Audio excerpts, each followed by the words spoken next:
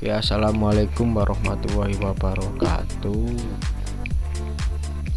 Oke, bertemu lagi dengan saya. Oke, pada video kali ini saya akan sedikit menjelaskan tentang pembangkit listrik tenaga nuklir. Oke, langsung saja. Oke, apakah PLTN itu? PLTN adalah suatu sistem yang mengkonversi panas hasil reaksi fisi di dalam reaktor nuklir menjadi energi listrik. Nah, di situ ada sebuah gambaran proses pembangkitan PLTN. Oke, proses terjadinya PLTN ini sebagai berikut ya.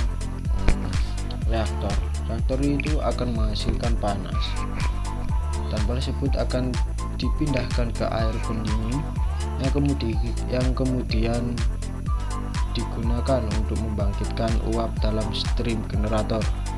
Nah, uap yang dihasilkan tadi selanjutnya digunakan untuk memutar turbin, dan putaran turbin kemudian digunakan untuk menggerakkan generator sehingga menghasilkan energi listrik.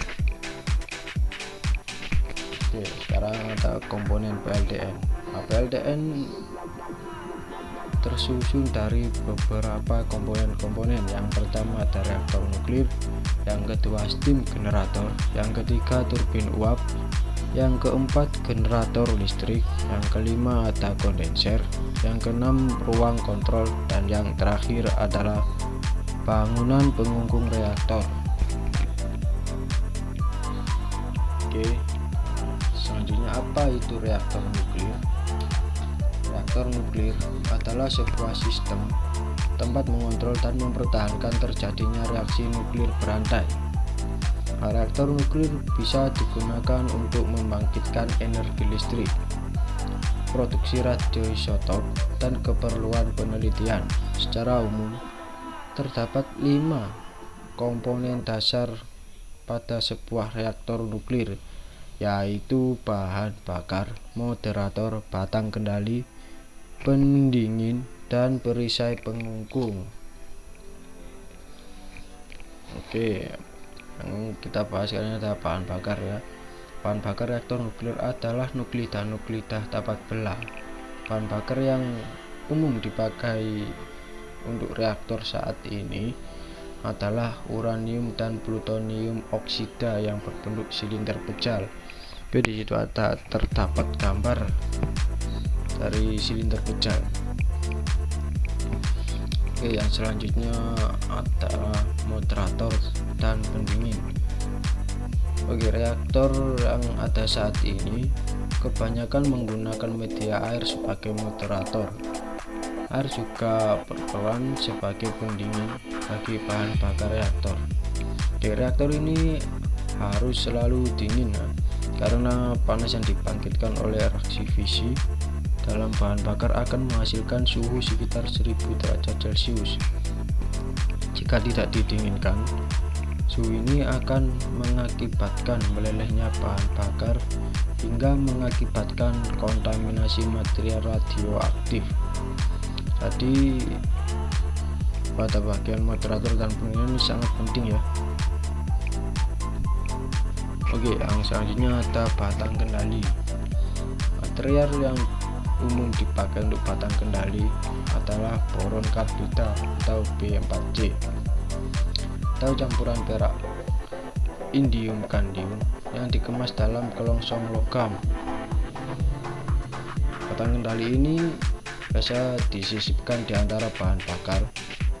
Selain dengan batang kendali, reaktor biasanya juga dikendalikan dengan menambahkan larutan boron ke dalam pendingin atau moderator.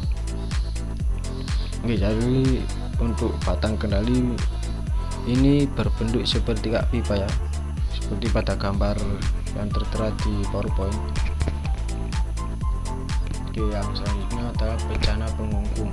Perisai pengungkung ini terbuat dari bejana baja tahan karat yang memiliki ketebalan 20 cm.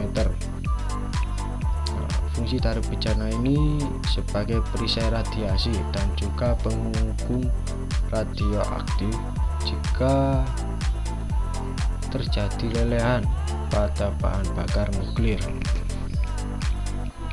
Nah, sini ada beberapa jenis-jenis reaktor nuklir untuk PLTN.